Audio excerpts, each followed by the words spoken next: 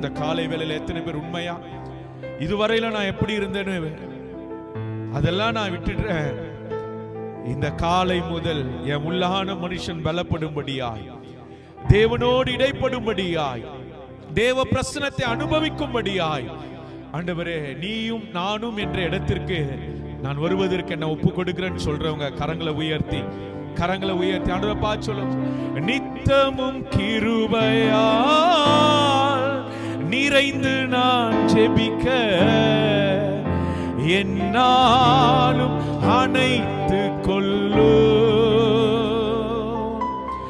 நிரப்பிடுங்க அப்பா நிரப்பிடுங்க, ஜெப ஆவியாலே என்னை நிரப்புங்க.